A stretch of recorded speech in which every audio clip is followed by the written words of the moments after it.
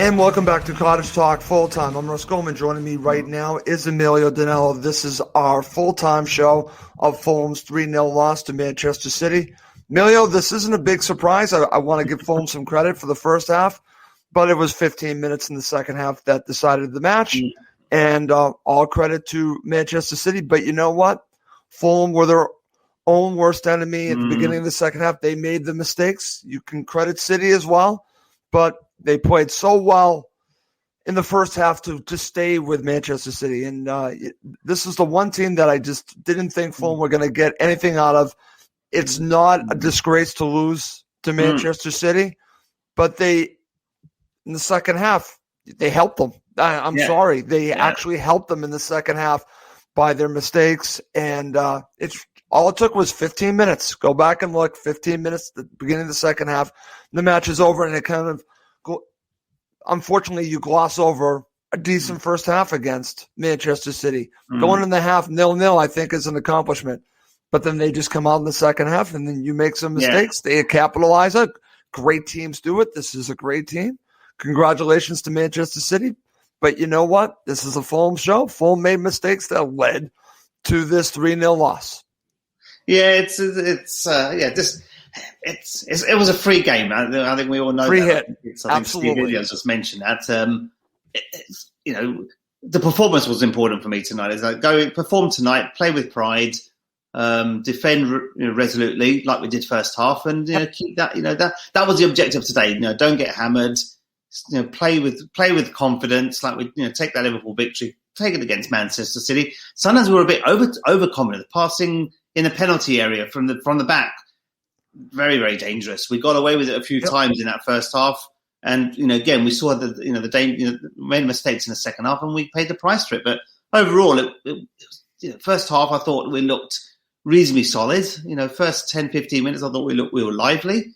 Lookman and Loftus-Cheek looked strong, looked lively, looked quick. We started to give them a few problems. Okay, we didn't cause them many headaches in the final third, but there was that potential threat there. I thought them two looked particularly lively, and we took the game at Man City. But they slowly grew into the game as you'd expect. They didn't have their strongest team out there tonight as well. Let's not forget that. They rested a few players ahead of their Champions League game. But first half I thought more of the same second half. We went into half time reasonably compact, organised, but there was always that knowledge that Man City have a bench worth God knows how many hundred millions of pounds that they can always make a substitute at the drop of a hat. But I started believing. I said, okay, go half time 0-0.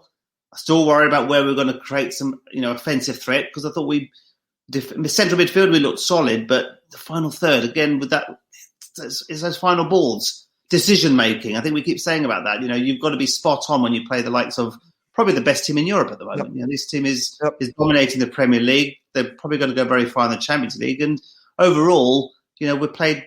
It's not a disgrace to lose 3-0 to Man City. That's my point. But you can't give them three opportunities and from three, sort of poor mistakes, especially the second and third goal. Then there's you're saying maybe there's a bit of controversy with the penalty, but as far as I'm concerned, you give even a sniff of a chance to a team of Man City's ilk, you're going to pay the price for it. So not a disgrace. Nope. We managed to keep it down to 3. At one point, it could have been. I was worried it was going to be 5, 6, or 7 if really Man City. But Man City went back into second gear. They didn't need to stretch themselves. We looked a little bit stronger when Mitrovic came on, but I question why bring on Mitrovic when you're 3-0 down. Change it a little sooner, Scott Parker. Especially where we completely lost our balls basically in the first 10-15 minutes. We completely lost it. It reminded me of 28, the 2 seasons ago, how we imploded it, to your caption on the screen there.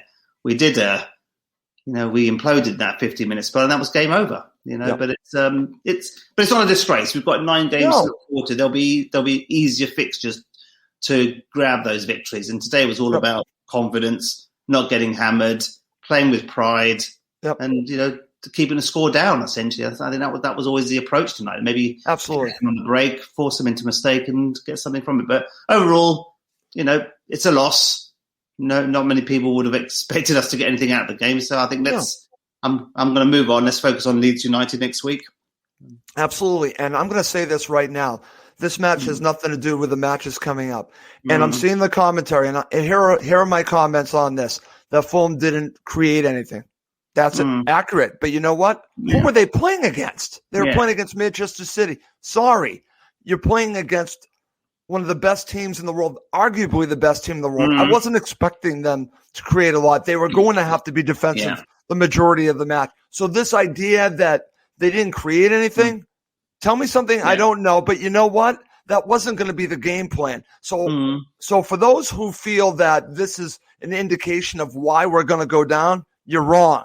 You're absolutely wrong. I'm already seeing the commentary.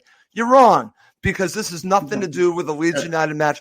Do we need to score more goals? Absolutely. But you cannot judge Fulham scoring goals against Manchester City. I'm sorry. I saw this the last time we played Manchester City. Fulham are toothless. Fulham are toothless. Yeah. Who the hell are they playing, for God's sakes? Okay? Sorry. I look at that first 10. Many times we've said when Fulham are on top in games, we don't take advantage. And I thought in that first 10, 15 minutes spell, we took the game to Man City. Yeah. We caused them a few problems, but again, it's poor decision making.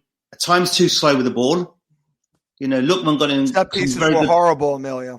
Lookman got into good positions at times. And Loftus-Cheek, I thought them two were linking up quite well, but it's that final ball. There's no target man there. Obviously, we've got no natural striker out there. So that's a problem being all season. And it's not only about scoring goals, it's actually getting that final quality ball when it counts. And I think today, when you're playing the best team, you've got those half chances you get, you've got to make the most of them. And I don't think when we were on top, we did enough there, to be honest. And that's a slight disappointment there. I know we're playing Man City, but you've got to be more inventive, more creative, and be more, you can't keep going side. We were too slow at times with the ball. When I thought we could have been a little bit more positive and a little bit more assertive. But I'm not going to judge the team on tonight's performance. It's a defeat. It's a free hit, as we all said. We've had an outstanding defence before tonight's game. 2 goals conceded in 7 games? The team. That's right. We've got 3 points out of the last 3 games, which is probably more than maybe people expected. So lots to look forward to. We've still got 9 games, so I'm not going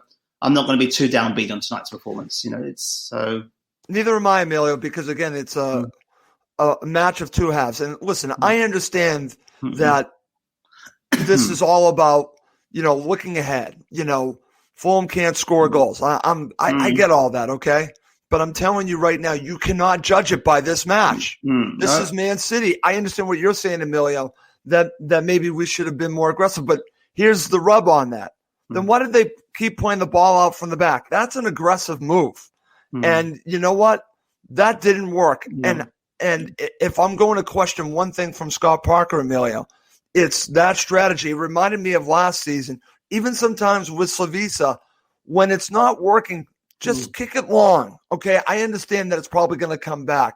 But you are just playing, as I said to you, you're almost playing with fire there by continually doing that. Can it pay off once or twice every 10 times? Potentially. We saw that. Well, look, but it's those 8 other times that is just asking for trouble, Emilio. Yeah, the second and third goals. We'll talk about that in a minute. Yeah. But again, a bit too overconfident on the ball. Exactly. Sometimes it's good to be positive. It's good to be confident on the ball, but be mindful who you're playing against. And we created our own downfall, especially in that 15-minute second half. If we go on to that, the first. I thought the first. I don't know. I haven't seen the replay, but the free kick that led to the first goal. Yep. I didn't think that was a free kick. My first reaction was that was a bit soft. Yep. Very, very soft. And I haven't seen the replay. And but then again, look at where we defended on the right on the 18-yard box. Yep. Commentators kept saying tonight there'll be you play that high line. If you get a good cross in the box in that 6-yard area, someone's if you switch off for a fraction of a second, you're going to pay the pound. We did. Yep. John Stones got behind our defence and buried the ball in the back of the net. So maybe it's a risk playing that line. But I also like to question, was that a free kick? I don't know people who are watching us tonight if they want to comment on that. Was that a free kick or not? To me, I looked a little bit. I thought it was more. I thought Man City got away with that, but they got the ball in the right area. We don't do that often. How many times are we getting the balls in the 6-yard box? In not just this match, I'm looking in all matches. We don't. Those opportunities, free kicks. Cavallera second half, there was a great free kick, good position. He puts it into the corner flag. What the hell's going on? So those are those moments. You've got to take advantage of those opportunities or those moments. And unfortunately, more often than not, we don't take advantage of that. But like I said, it's Man City. Yep. Let's move on. Let's not dwell too much on this fixture. Yep. We beat Liverpool on their own ground last week. We should have got something against Tottenham 10 days ago. Leeds won't be an easy game, but there's more chance to pick up something against Leeds than there is against playing probably the best team in Europe at the moment. Right, and that's my point in all this. Listen, the set pieces were horrible, and again, the deliveries were just horrible. The corners, the free kicks, they're all horrible, Amelia. And then you look at Man City, and it's Man City, Yeah. And as you mentioned, yes, Man City did not play some of their best players, but they could have two starting 11s and even more than that are good enough probably to win the league. That's how good they are. So, and again, full credit, like you said, to John Stones, and we're going to talk about that in a second. And obviously the second and the third goals, we'll talk about that third goal because I'm still upset about that. But the second goal, again, comes from a mistake on us. And, and credit to Jesus, who hit it well and took advantage of his opportunity. And then basically the match was over at that point. But coming up next, we are going to talk about those goals and what we can learn from them in that 15-minute demise for Fulham in the second half. Okay, Amelia, as we talked about before, the first half, we have to give Fulham a lot of credit because, again, they hung in there. They got to the half even, and I'm thinking, okay, it's all to play for in the second half. Can we figure a way to do the same exact thing or potentially nick a goal, which would be great. But again, this is Man City. So it was always going to be dangerous to start the second half. And as you mentioned, let's talk about that first goal because, like you said, there was a free kick there. And again, John Stones, full credit to him. He wanted it more. He was first to the ball and he scored the goal. Let's talk about the first Manchester City goal. Yeah, I still, like I haven't seen a replay, but I thought it was a soft free kick. I didn't think it was a free kick first and foremost, and secondly, pressing that high line. I think that was, sometimes sometimes it works, sometimes it doesn't work. Unfortunately, we were far too high up the pitch, and the ball was a peach of a free kick. Let's be honest, we can get more free kicks in that danger area. We'll score more goals. They did exactly what we don't do. Perfect ball in the 6-yard box. Yeah. The unlikeliest person, John Stones, going behind our defence and poking the ball in the back of the net. But defending questionable, and the free kick I think was questionable as well. But ultimately, it's I'm going to give credit to that beautiful free kick. Yes, we do more of that, and you have a target man in that 6-yard box, we'll score more goals. So full credit to Man City. But we lost concentration for a fraction of a second. Unfortunately, you can't do that. All it takes. Fraction of a second too late, 1-0. Exactly, Emilio. And this is part of what I'm calling the 15-minute demise to begin the second half, because that's really what it was. It was, as Chris Davis said, it was a poor 15 minutes that decided the match, because the first half, full credit to Fulham, like I said. But we're trying to figure out exactly what went wrong. The second goal, again, it's mistakes, Emilio. Let's talk about the second goal from Manchester City. Yeah, again, I was just doing that first one. A lot of people agree with me. They've obviously seen the replay saying it wasn't a free kick. Giannis, Ben Lawrence saying Mariner favouring the big club giving that foul. So it sounds like people agree with me. It was a soft free kick. Second goal, Cavallero, what's he doing there? Hospital pass to Anderson. Anderson trying to clear it, ricochets off Cavallero, and it was a catalogue of errors, to be honest. But first and foremost, what's Cav doing there, to be honest? It's hospital pass to Anderson. We never recovered, did we? Jesus still had a lot to do, but you can't go, suicidal, defending there, to be honest. There was a catalogue of errors. It just reminded me of 2 seasons ago, the mistakes we were generating 2 years ago. How many goals did we concede from basic defending 2 seasons ago? Exactly the same, just replicated that. So disappointing, and it could have been avoided. But then panic started to set in. You felt it. They scored soon after half time. They've got the momentum. They're in the ascendancy. They've got a lot of possession. We're making mistakes. It was inevitable they were going to score more goals, but to hand them that goal was very, very frustrating. And I don't know why. I think some people question why Cavallero why did he start the second half? Look, I think Steve Reynolds was messaging me at halftime saying his cap should have come off at halftime. But overall, poor defending, and Man City took full advantage. And what can you do? It was men against boys at times in that 15-minute spell. That's the thing.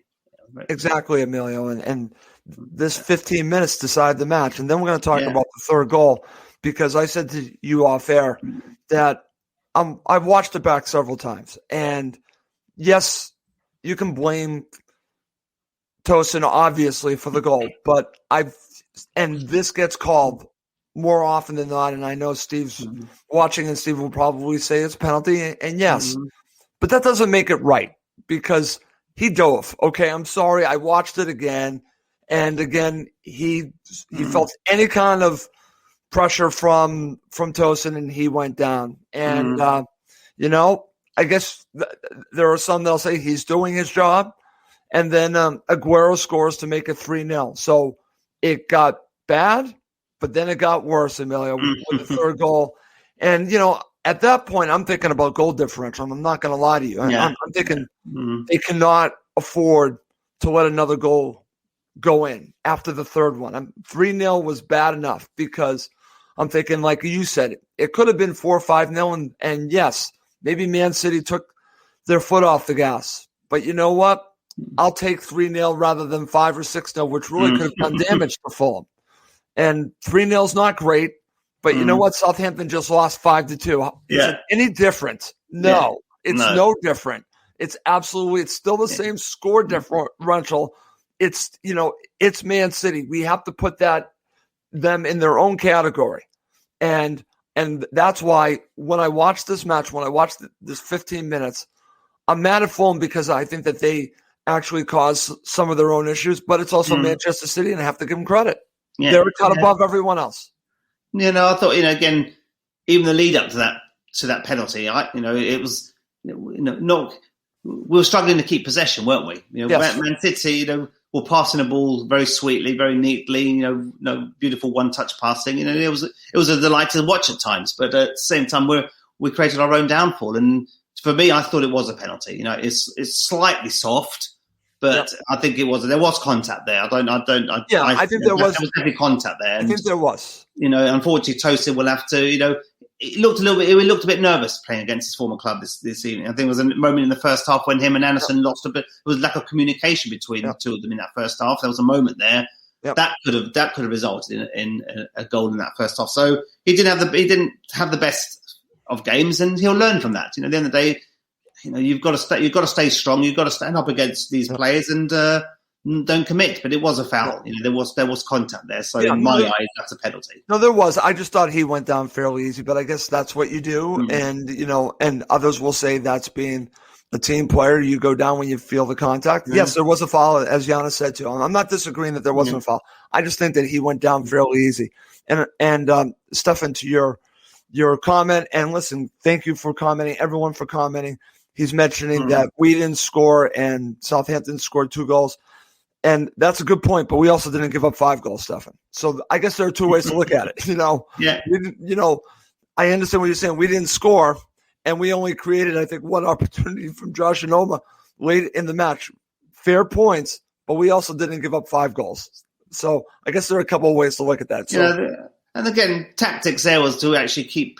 It was tactics. From the beginning of the game was, keep possession, frustrate your opposition. Yep. And try to do the usual, try to catch them on the break. So it was, there was a game plan there. It was very much trying to keep it very tight, compact, and concede very few goals, if any. So unfortunately, we created our own downfall. We defended, like schoolboys at times, and you pay the price for that. Whether it's Man City, Liverpool, or Tottenham, you can't give to opposition teams those moments of opportunities. And like I said, three mistakes, arguably speaking, and 3 goals.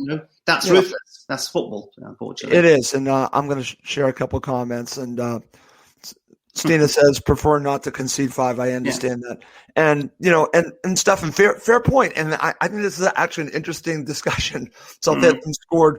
We don't seem to do that. We struggle to score. And it's a valid point, but again, there are a couple of ways to look at it, but we didn't give up 5 goals. I find that part fascinating. But But this is from our friend Chris. Chris, thank you as always for watching. He's a Liverpool supporter, but he watches every one of our shows. Yeah. This game will mean nothing if you get back to picking up points with the upcoming games. Chris, that's the point. Chris, thank you for sharing that, because that's ultimately what it's about. It's a free hit, as we said. We can talk about all of the issues Fulham have, but, it was a free hit. At the end of the day, it's let's look at some of the maybe look at the positives. To be honest, let's dwell on some of the let's look on some of the positives. I thought again, Areola took some decent saves in the first half. He looked strong. He nearly saved Aguero's penalty as well. He did. He got his hand on it. Got his hand on it, but unfortunately, it was hit with enough power. Reed worked hard again. Lookman, first 15, 20 minutes looked lively. I thought Loftus-Cheek, was getting involved in that first 15, 20 minutes. Those are the moments when we're on top of games we need to capitalise. But, with all that, not domination, but looking, being on top of Man City, and had higher possession rates at one point as well. We didn't really create any clear-cut chances. And that, to Stefan's point, if you are dominating games or taking the games against your opposition, we've got to be a little bit more assertive, better final ball, looking up. At times we were a bit too slow on the ball. We've got into good positions and we stood still. Look up, but sometimes you've got to be a little bit more. You've got to play the ball faster. But we didn't have a natural goal scorer today on the pitch. Let's not forget that. So like I said, it's Man City. They're going to win the Premier League. We've got 9 games now to focus on, on our next performances and pick up these at least 3 wins.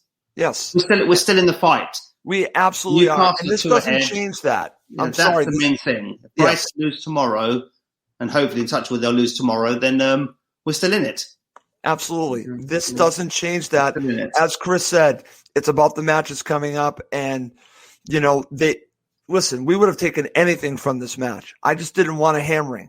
Is 3-0 a hammering, Emilio, or is it kind of in between?